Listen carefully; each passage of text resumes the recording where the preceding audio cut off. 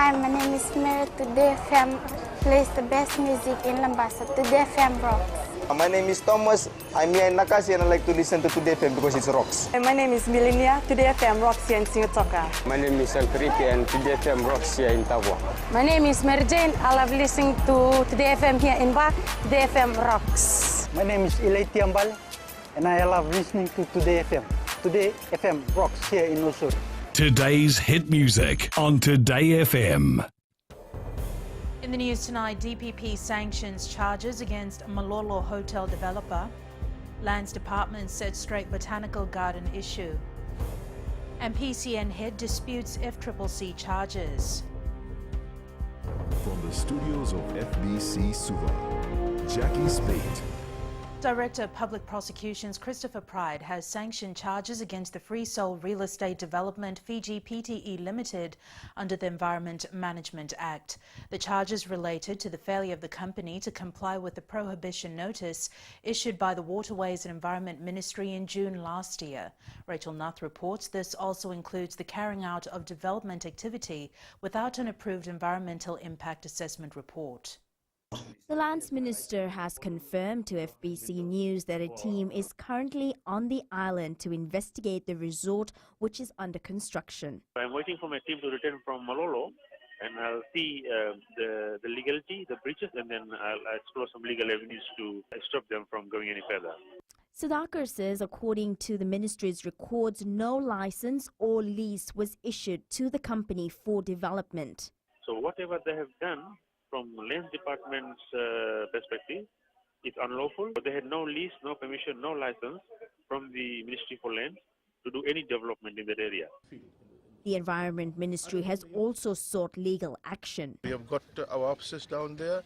We have stationed the police full-time there to ensure that they don't undertake any development. They may be doing something, but nothing to deal with this work.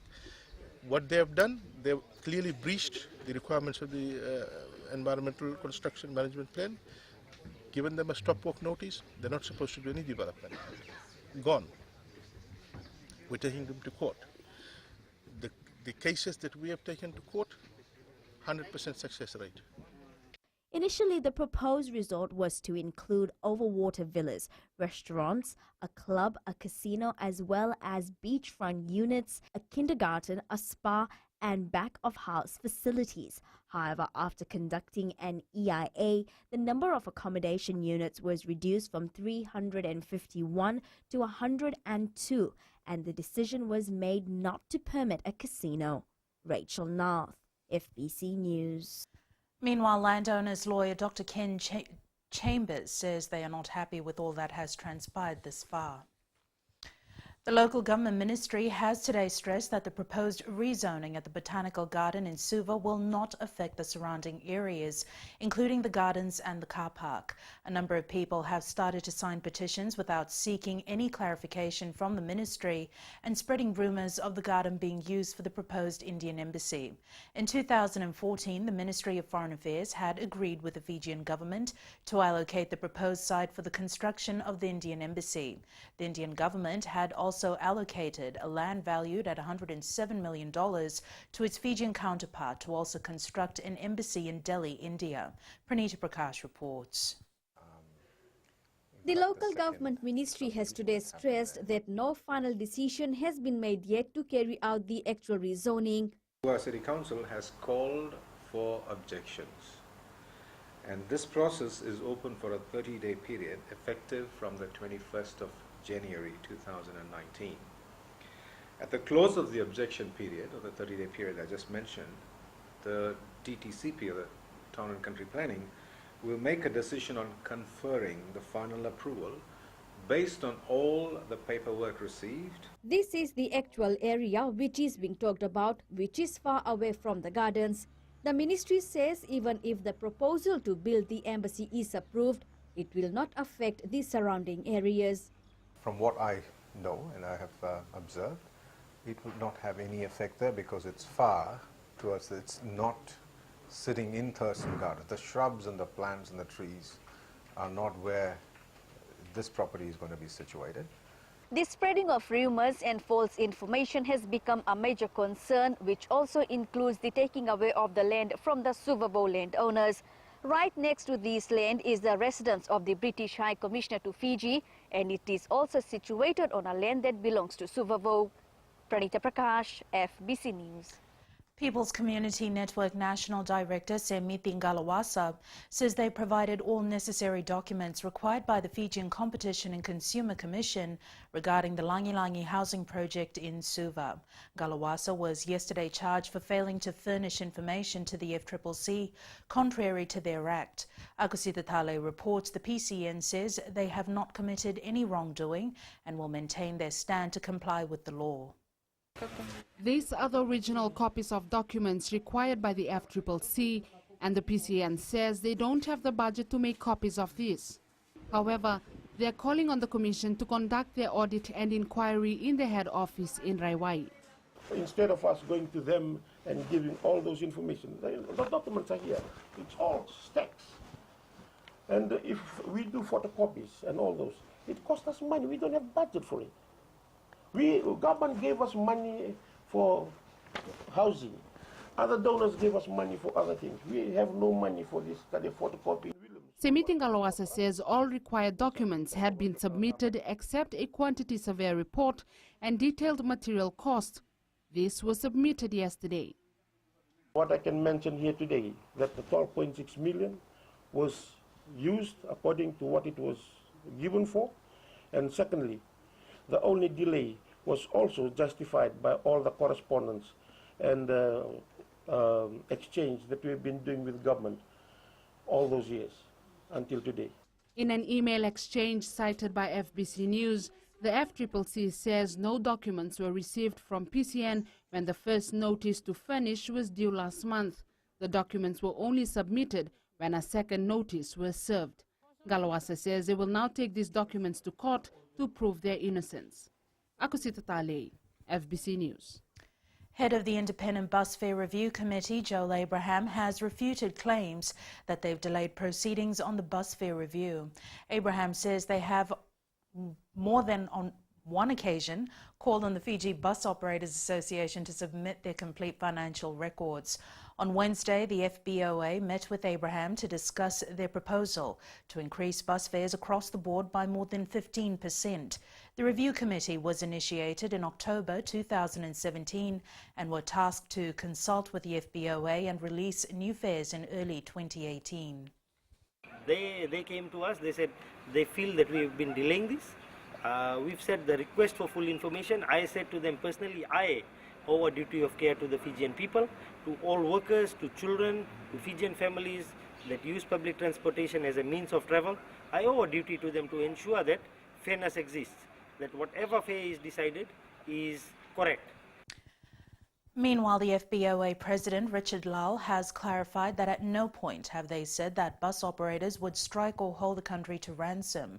Lal says due to cash flow issues within the industry, some bus operators may not be able to afford fuel, which would affect their operations. Still to come, last ride to school for accident victim. And enumerators face challenges for survey. Details after the break.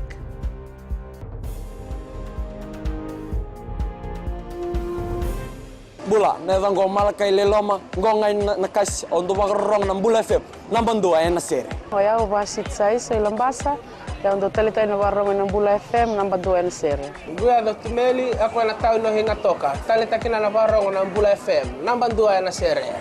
Wana tuma ng Bula FM, nambang dua na sere nawaluan. Na vengo fane na tao ngo singa toka, kito ondo talita ka ng Bula FM, nambang dua na sere. Bula FM, nambang dua na sere.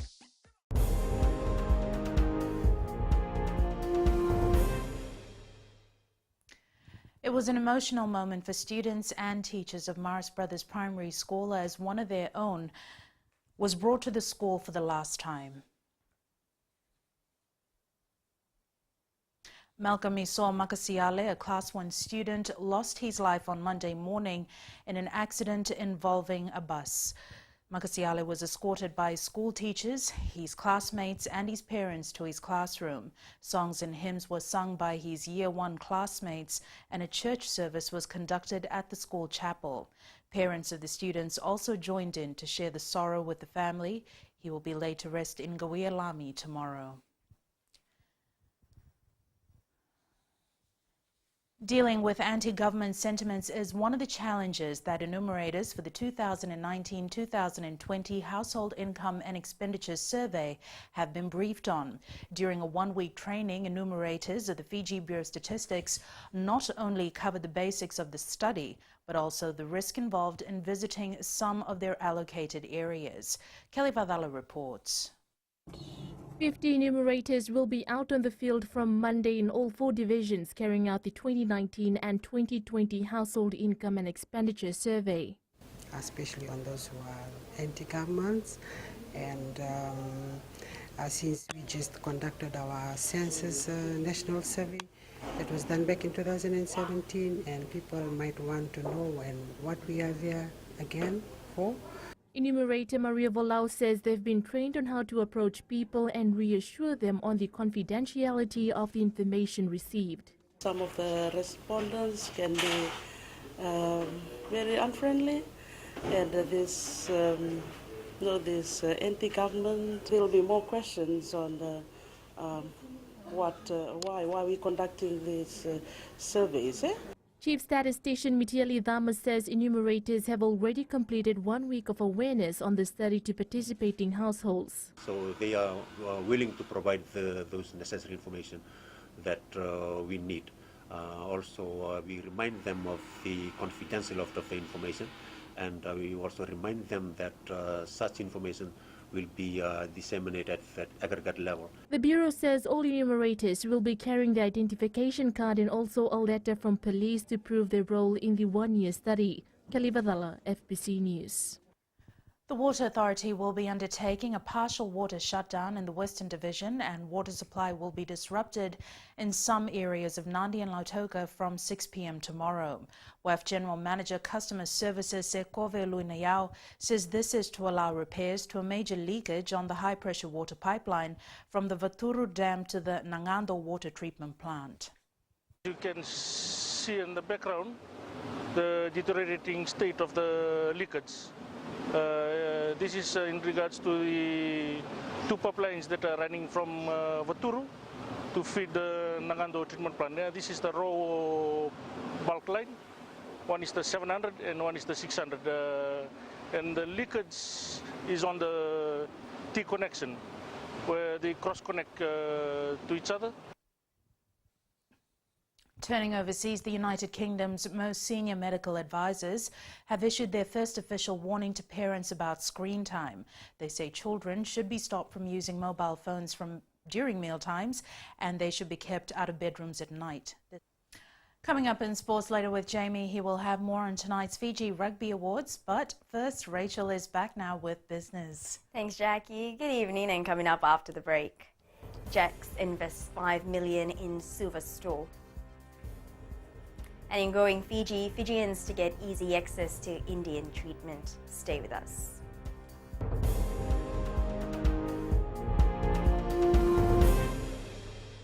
Lola, I am Eleanor. For the best classic hits, I only listen to Gold FM here in Singatoka. Gold FM, only the classic hits. My name is Seni Rawa. I love listening to Gold FM here in Nosuri. Gold FM, only the classic hits. My name is Dino. I'm from Outrigger, Coral Coast, Singatoka. I love listening to Gold FM, only the classic hits. My name is Salote. I love listening to Gold FM here in Nosuri.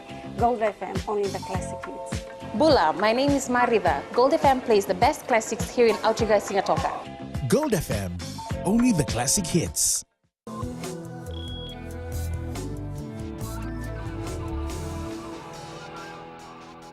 Leading business tonight, the Jax Group of companies has invested around $5 million in the refurbishment of the new store, which opened in Pier Street, Suva today.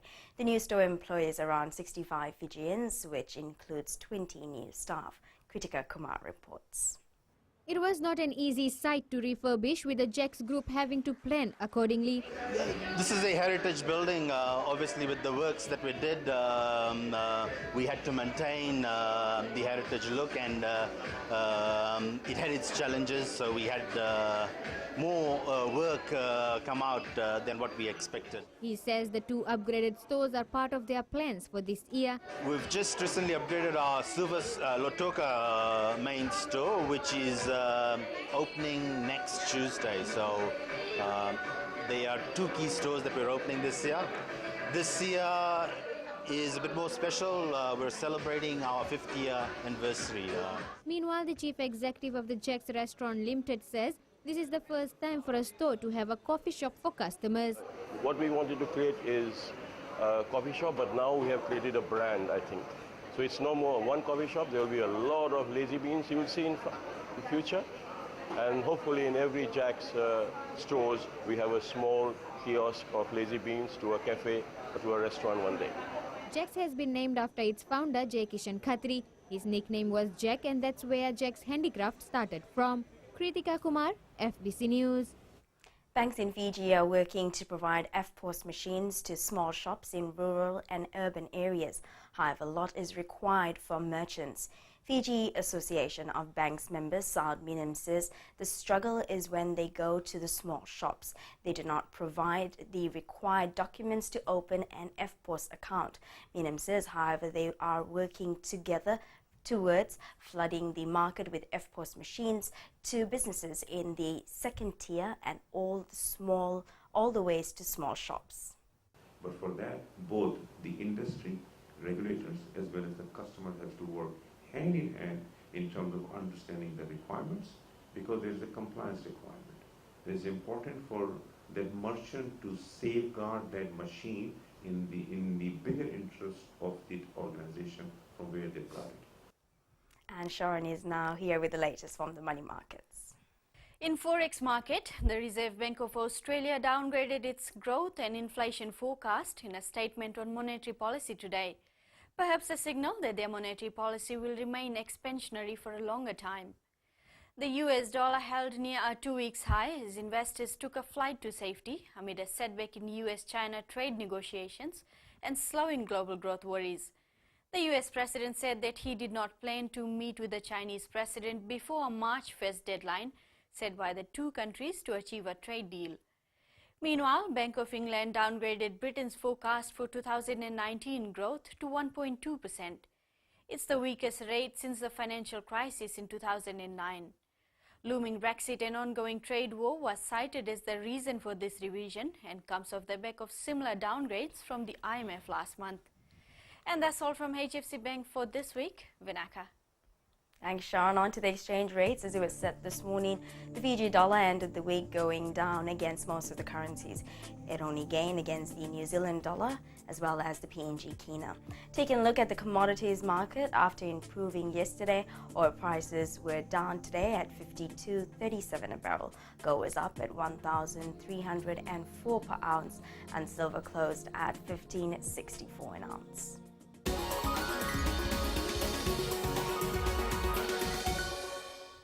And going Fiji tonight, one of India's leading health consultants, Medi Advisor Health, will now be able to provide healthcare advice to Fijians. The company has opened its new office in Samambula Suva today. Company Director Kumar Shashant says more than 150 patients fly from Fiji to India every month to undergo medical treatment. The Medi Advisor Health office, in collaboration with Max Group of Hospitals, New Delhi, India, will guide and assist Fiji patients to get treatment in India. Indian High Commissioner to Fiji, Vishwa Sapkal, says this will assist Fijians to seek medical assistance at low cost. We are looking forward that a lot of patients from Fiji and other Pacific countries get a benefit of this office. In the future, there is a plan to have a telemedicine facility also to increase the further cooperation.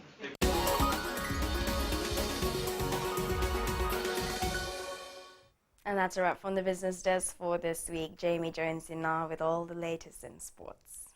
Thanks, and good evening in sports tonight. Nakosi gets called to join Flying Fijians camp. And Krishna misses penalty as Phoenix draws 1-1. Details after the break.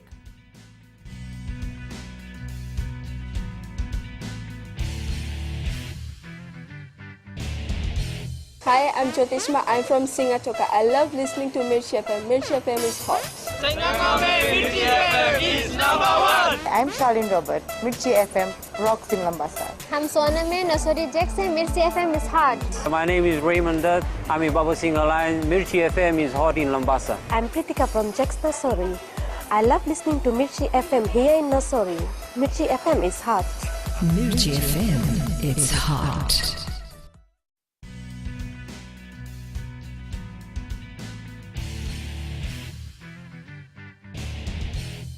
Fiji Airways Flying Fijians coach John McKee will run a camp next month for players in Europe as he speeds up preparations for the World Cup in Japan. With seasonal players all confirmed to join, there will be some returning from injury and a few newbies in the mix. Vastanal Prasad with the details. While Joshua Tuisova is a household name in rugby, it's now time for his brother Filippo Nakosi to earn the same respect with the Flying Fijians. He's one of the players who I've already I've been following him for a couple of years now, but certainly since he's moved across to Toulon, he's playing very, very well. And he's one of those players who have probably been just outside the selection group for the last 12 months or so, whose stocks are rising every week. Coach John McKee will have a camp in France next month, where we could also see the return of Levan Mbotia for national duties. A really good rehab from his ACL surgery. Bots has been back playing for La Rochelle, and I'll visit him at his club when I go up to Europe, and he'll also come into the camp. There are a few areas McKee will focus during the 3-day camp. The main purpose of the camp will be around some medical screenings and physical screenings to get an up-to-date assessment on where our players are at and to give them some realistic targets. After a historic 21-14 win over France last year, McKee is doing all to prepare the best Flying Fijians team for the World Cup in Japan. Vashnil Prasad, FBC Sports. More than 400 guests are expected to be in attendance at the Fiji Rugby Union Awards night at the Grand Pacific Hotel in Suva this evening. FRU Chief Executive John O'Connor confirms all tickets have been sold for the annual event that will recognize the efforts of 15 individuals and 1 team of the year. We're almost ready for the night. I just like to thank all the big corporate organizations, individuals who bought tickets. By yesterday afternoon we had no more tickets left. Unfortunately, we had to turn down some of our own affiliates. We now join Meli Tavanga, who's at the Grand Pacific Hotel for the awards. Meli, have things started, and who are the big names present tonight? Yes, Jamie, I'm here at the Grand Pacific Hotel where the event is actually happening. The pre-event cocktail is well underway, and very soon you'll see the president of the Fiji Rugby Union, also the Prime Minister of Fiji, Warenge Bainimarama, will soon make his way to the Britannia Hall to get the event started. A few of the big names in rugby are already here, including nominee Frank Lomani. Some of the nominees are not here tonight due to the other commitments. So 16 awards will be up for grab tonight. So for you viewers out there, please stay tuned as we will bring you the live coverage of the awards tonight on FBC TV. Jamie. Nandi's Prince Charles Park will be the new host venue for the 2019 Uli Nakau Sevens in March. This was confirmed at the tournament launch this morning at the Tanoa International Hotel in Nandi. In its 10th year, tournament organizers promise this year will be bigger and better. The men's winner will receive $10,000 in prize money, while the champions of the women's, youth and Indo-Fijian competitions will walk away with $1,000 each. It will be a 2-day tournament, and we're inviting the members of the public, our supporters in the Western Division, and also teams. Registration is still open at the moment, and we're inviting teams in the Western Division to register, and don't miss out with the opportunity to come and celebrate with us our 10th anniversary for the Uli Nakau Rugby Sevens tournament.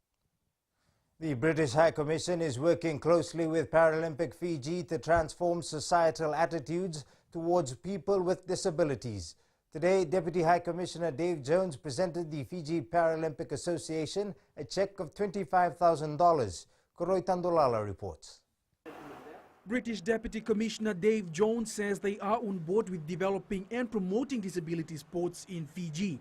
Paralympians play an important role in transforming societal attitudes towards people with disabilities and promoting a more inclusive society. Disability sport focuses not what on people with disabilities can't do, but what they can do when given the right support and encouragement. Fiji Paralympic Association President Shainaz Vos says they will be scouting more athletes this year for the 2020 Paralympics in Japan. Next year, our fellow Fijians will head to Japan alongside their able-bodied counterparts. Their goal will be to bring back Paralympic glory for Fiji, for our country. The grant will assist the Paralympic Committee in talent identification and inclusion workshops to identify budding Paralympic athletes across the country. Koroi Tandolala, FBC Sports. Fiji football star Roy Krishna missed a penalty kick in the 88th minute, denying the Wellington Phoenix a win over the Newcastle Jets. The Phoenix drew 1-1 and remains in 6th place on the A-League table.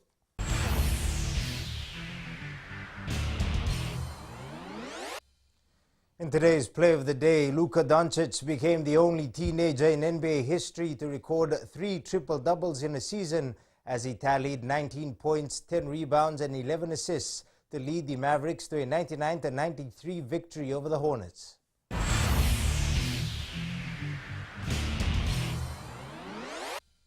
That's it from sports tonight. Angie joins you later on with weather and in new media.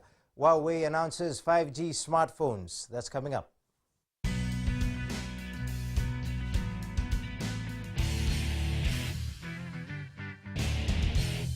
मैं नवनीत नंद नंबुआ से जैसे प्रेनी note मशहूर है वैसे radio Fiji 2 भी सभी जगह मशहूर है। रेडियो फीजी 2 देश की धड़कन। सीमा नकाशी से मैं रेडियो फीजी 2 पसंद करती हूँ सुनने के लिए। रेडियो फीजी 2 देश की धड़कन। मैं हूँ अंकल किंग सिंगाटोका टाउन के टैक्सी ड्राइवर। जैसे रग्बी फेमस है वैसे रेडियो फीजी 2 फेमस है। रेडियो फीजी 2 देश की धड़कन।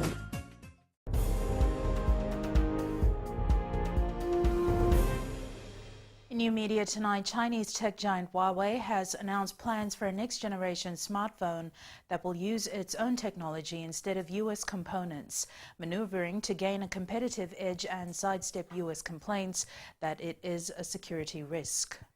It's weather time now with Angie.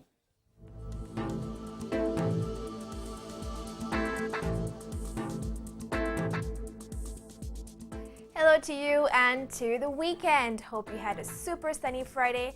It was so unpredictable yet great. Well, I'm here today with the good news and a not so good news. The good one is TD06F that was bringing us all this rain is gradually moving away from Fiji. But the sad one is we're most likely to have another low pressure system which will affect us by Sunday.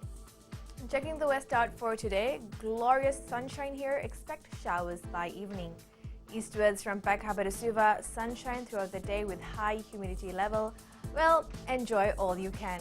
And up north, such a pretty day here. The crave to be on the warm beach is quite high.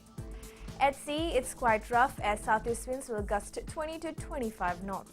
For the tides, high tide at 9:03 p.m. with low tide at 3:22 a.m. Sunrise at 5:56. For tomorrow, it looks semi-good, probably a mixed weather situation rather. Tomorrow's temps, our lovely Savu Savu and Suva will be the coolest day at 30 degrees. And looking further on to Sunday, as I see it, it doesn't look good. Heavy rain clouds with lightning is predictable. Well, we're on a battlefield, so take care and have a great weekend. And that's all from the FBC Weather World. Jackie. Thanks so much for that, Angie. In Fijian Pulse tonight, we asked, what do you think of the proposed bus fare increase from the bus operators?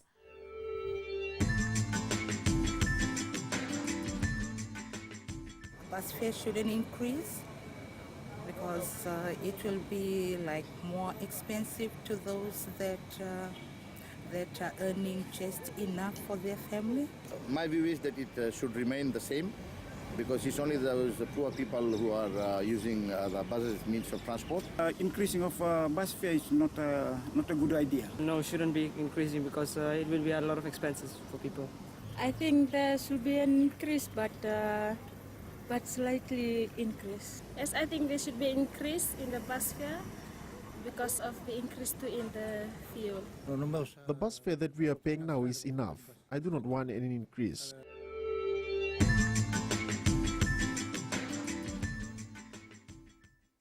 In the world of the weird and the wonderful, a calf has shocked locals after being born with 2 heads, 4 eyes and 2 snouts. Recapping the main stories for tonight, DPP sanctions charges against Malolo hotel developer, Lands Department set straight Botanical Garden issue, and PCN head disputes FCCC charges. Now for these stories and others, you can tune in daily to our sister radio station Gold FM. To our poll question segment, this week we're asking, should players found positive for drug intake, be banned for life? Visit our FBC website to answer.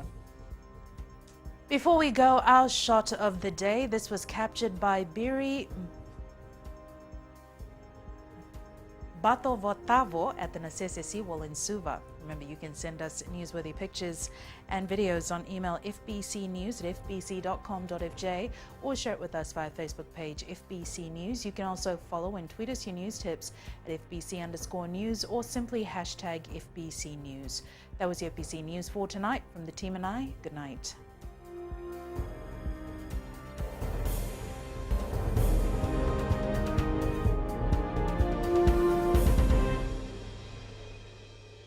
Bula, nevang gomal kay leloma, ngongai nakas untuk makarong ng Bula FM, nambang 2 ay nasere. Hoya ubasit sai lambasa, ya untuk talita ina warong ng Bula FM nambang 2 ay nasere. Gua do tumeli ako na tao no hinga toka, talita kina na warong ng Bula FM, nambang 2 ay nasere. Wana lang tunga ng Bula FM, nambang 2 ay nasere namuan. Nevang go fani na tao no go singa toka, kita untuk talita ka ng Bula FM, nambang 2 ay nasere. Bula FM, nambang 2 ay nasere.